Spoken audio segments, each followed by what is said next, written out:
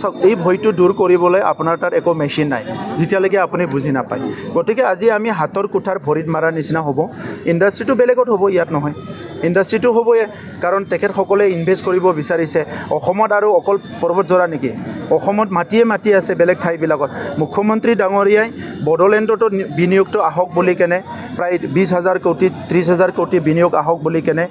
advantage আসামত যেহেতু লাখ লাখ কোটিৰ বিনিয়োগ আহিছে সেইকাৰণে এইটো প্ৰপ'জ কৰা হৈছিলে এতিয়াই মই ক'ব নোৱাৰোঁ আমি মুখ্যমন্ত্ৰী ডাঙৰীয়াক অনুৰোধ কৰিছোঁ আৰু অলপ অপেক্ষা কৰাৰ কাৰণে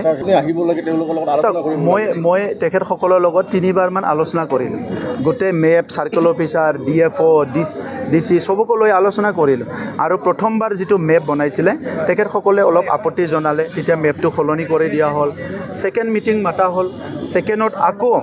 আকৌ মেপটো বনোৱা হ'ল সেই মেপটো আকৌ কাৰেকশ্যন কৰা হ'ল তেখেতসকলে ক'লে যে ফুটবল ফিল্ডটো বাহিৰত ৰাখিব লাগে ফুটবল ফিল্ডটো বাহিৰত ৰখা হ'ল তাৰপিছত তৃতীয়বাৰ আকৌ আলোচনা হ'ল তেতিয়া ক'লে যে পাকলি জিলা পাৰ্ট 2ৰ পৰা অলপ ছাইডটো কাটি দিব লাগে চ' আকৌ 150 বিঘামান দূৰত লৈ যোৱা হ'ল চ' ৰাইজৰ মতে কৰি থকা হৈছে কোনো জবৰদস্তি কৰা নাই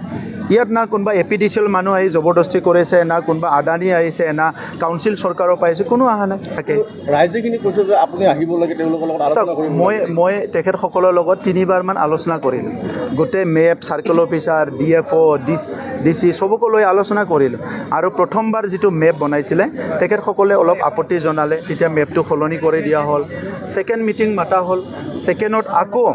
আকৌ মেপটো বনোৱা হ'ল সেই মেপটো আকৌ কাৰেকশ্যন কৰা হ'ল তেখেতসকলে ক'লে যে ফুটবল ফিল্ডটো বাহিৰত ৰাখিব লাগে ফুটবল ফিল্ডটো বাহিৰত ৰখা হ'ল তাৰপিছত তৃতীয়বাৰ আকৌ আলোচনা হ'ল তেতিয়া ক'লে যে পাকলি জিলা পাৰ্ট 2ৰ পৰা অলপ ছাইডটো কাটি দিব লাগে চ' আকৌ 150 বিঘামান দূৰত লৈ যোৱা হ'ল চ' ৰাইজৰ মতে কৰি থকা হৈছে কোনো জবৰদস্তি কৰা নাই ইয়াত না কোনোবা APDCL মানুহ আহি জবৰদস্তি কৰিছে না কোনোবা আদানী আহিছে না কাউন্সিল চৰকাৰৰ পাইছে কোনো অহা নাই কিন্তু ইয়াত আজি যিটো হৈছে যে ইয়াত তেখেতসকলৰ পৰাও আধাতকৈ বেছি মানুহে আমাৰ লগত গৈ আছিলে তেখেতসকলে আলোচনাও কৰিলে যাই NTPC চালাকাটিটোও চাই আহিলে ইণ্ডাষ্ট্ৰি হ'লে কেনেকৈ হয় ময়ো কৈছোঁ আপোনালোকে চাই লওক তেনেকুৱা ইণ্ডাষ্ট্ৰি হ'ব কিন্তু ইয়াতকৈ ডাঙৰ হ'ব তাৰপিছত গৈ পেলাই কিছুমান ৰাজনীতি আৰম্ভ হ'ল য'ত কিহৰ কাৰণে আন্দোলন আমিও গম নাপালোঁ আৰু যেতিয়া ইয়াত আমাৰ APDCL মানুহ বা আমাৰ চৰকাৰৰ মানুহ আহিব ওলালে সেই সময়লৈকে ঠিকে আছে আমন্ত্ৰণো জনাইছে আহক কৰিব পাৰে বুলি কেনে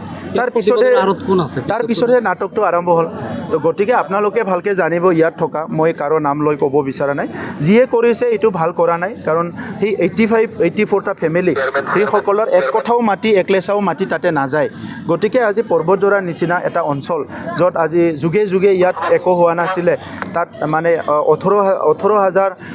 মানুহ যে কাম কৰি খাব পাৰিব তেনেকুৱা এটা ইণ্ডাষ্ট্ৰিৰ বিপক্ষে কথা কোৱা আৰু আজি টেকন'লজিৰ দিনত যিবিলাক কথা কৈছে যে ইয়াৰ হেল্থ কিবা ক্ষতি হ'ব পাৰে পানীৰ কিবা ক্ষতি হ'ব পাৰে ইয়াততো মাটিৰ তলৰ পৰা পানী নোলায় নদীৰ পৰাহে পানী আনিব ইয়াতে আৰু আজিৰ টেকন'লজিটো সব ব্যৱস্থা আছে ইয়াৰ বেয়া পানী যিটো ওলাব সেইটো বাহিৰলৈ নাযায় সেইটো ৰিচাইকেল কৰা হ'ব সব কথাবিলাক তেখেতসকলক ডেমনষ্ট্ৰেশ্যন দিয়া হৈছে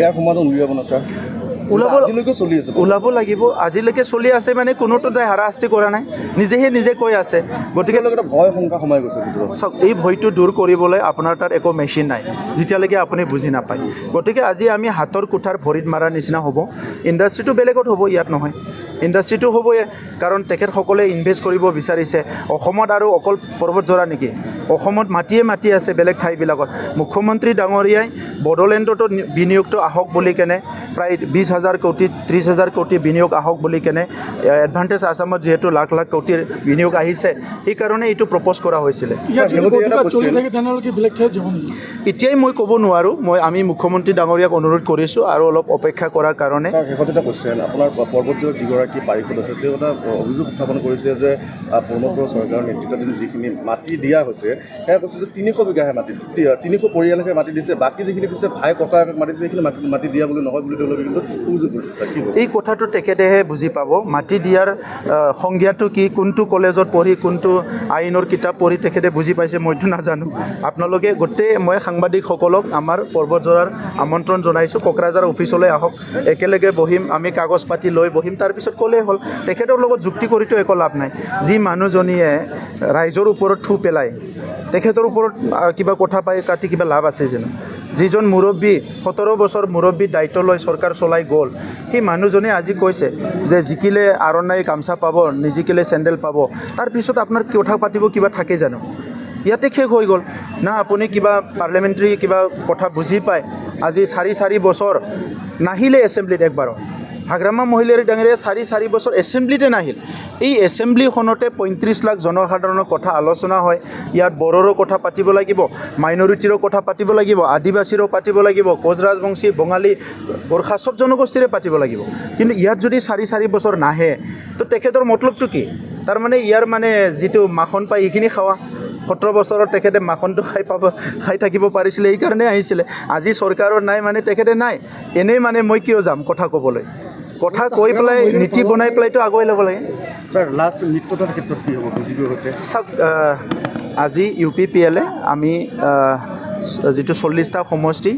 445টা আমাৰ প্ৰাইমাৰী আছে আৰু 3200 বুথত আমি কাম কৰি আছোঁ গতিকে আজিৰ তাৰিখত বিজেপিয়ে নিজৰ কাম কৰি আছে বাকী দলবিলাকো নিজৰ কাম আছে আমিও কৰি আছোঁ গতিকে এটা সময় থাকিব এই সময়ত মই আপোনালোকক আমাৰ বাকী কথাখিনি আপোনাক স্পষ্ট ক'ম